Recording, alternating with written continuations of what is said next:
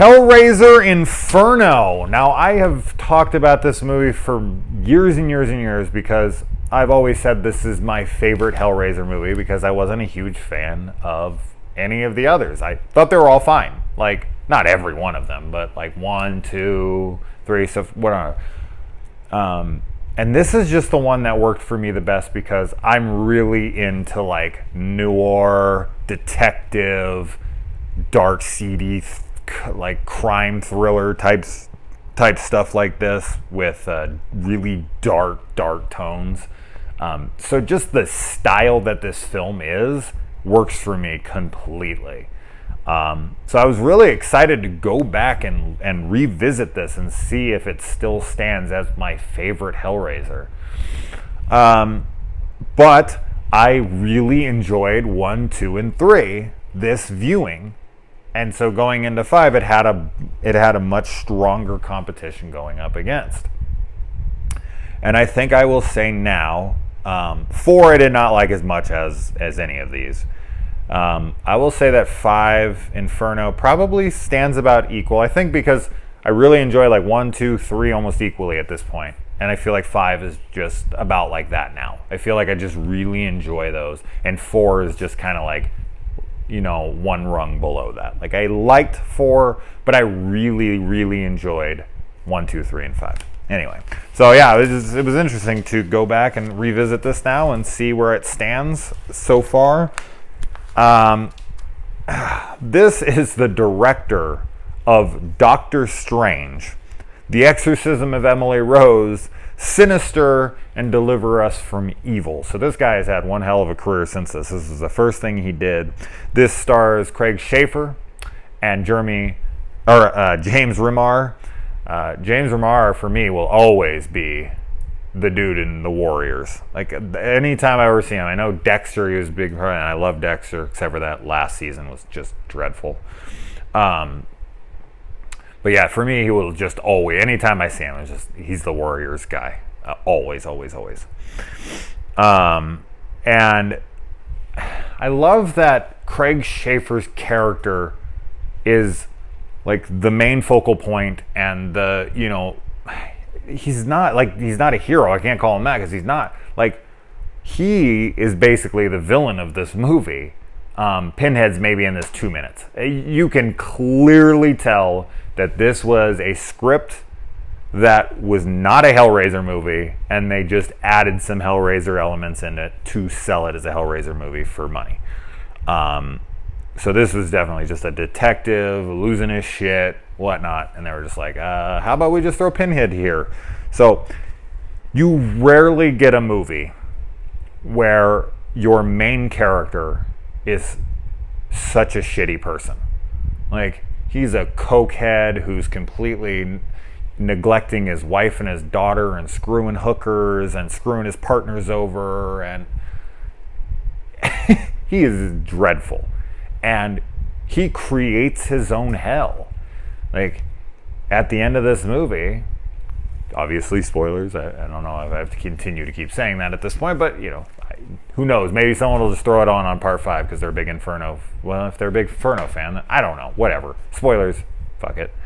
I like that he, you know, he's the one who puts himself in this position. Like, he brings himself into this perpetual, unending cycle of hell where he has to Groundhog's Day live this shit over and over and over again.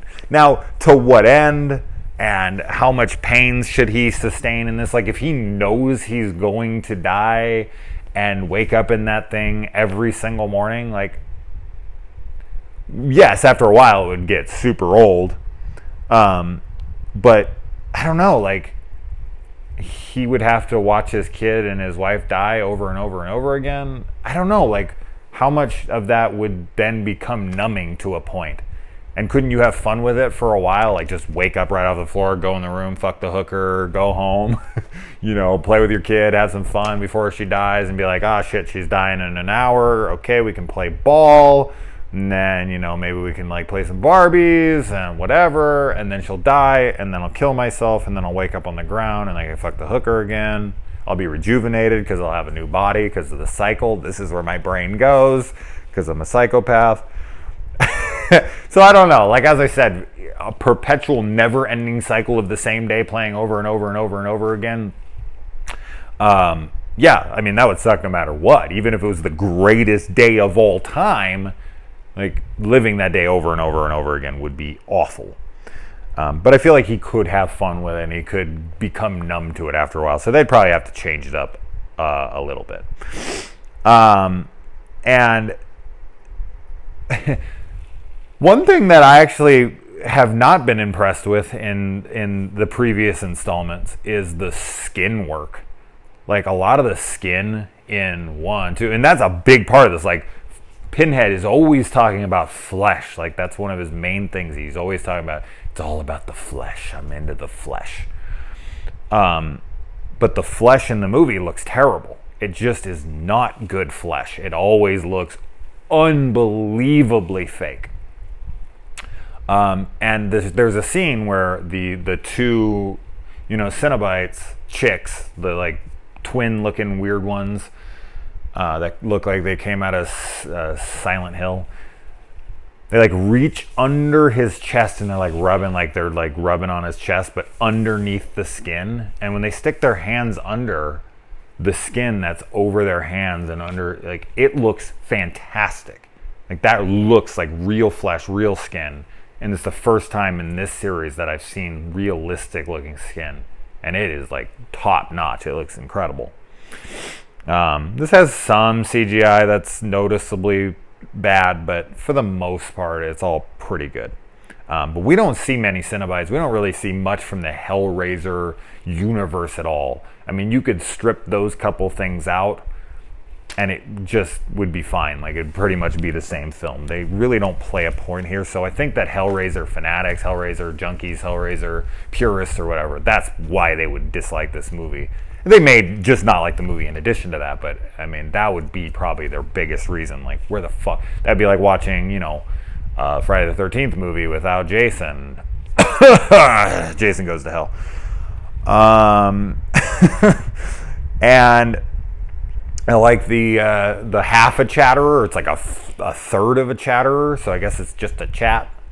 I like that. Yeah, I like that we get a new spin on him. He's just like not even a torso. It like ends like where his, pectoral muscles are, and he's just crawling around on his hands. That looked really cool. Like, that wasn't noticeably like CGI'd. It just looked awesome. I thought his little character was great. And I like that one of the Cenobites ends up being him in a mask, because throughout you're just like, kind of like it starts to dawn on you, like, that's not really a Cenobite. Like, that's something else. Like, that's him. And he rips it off, and you're like, oh yeah, I knew it.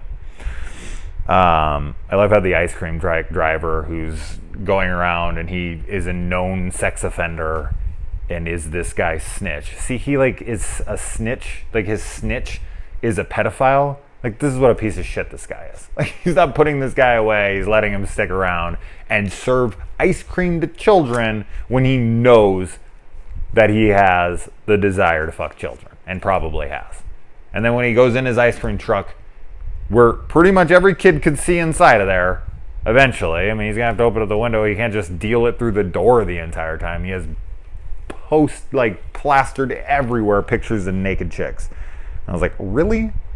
A very random scene in this movie is when he goes to the cowboy bar, and then he goes outside and he's chasing that guy or that girl, something. He's chasing somebody, and then he gets his ass kicked by like these two kung fu cowboys. That was a weird scene. I was just like, wait, why are these guys doing like martial arts right now, kicking his ass, and then they like turn around and they like look like Asian dudes with long hair and cowboy hats on? You don't see many cowboy ninjas in movies, but we got him here, and I'm not honestly sure why. Yeah, the guy, it's the faceless guy that he's following. When he's leaving the bar, it looks like he's like floating across. Like, it doesn't even look like he's walking. It looks like he's like almost like floating on air as he walks out. That was a really cool little take there. And I don't know, like, there isn't a huge payoff. The whole, like, you know, he's looking for this guy the whole time, and it ends up being a psychiatrist, but then the psychiatrist ends up being Pinhead. Like, that's the places where you can tell. They were like, all right, and then he'll turn into Pinhead, and now it's a Hellraiser movie.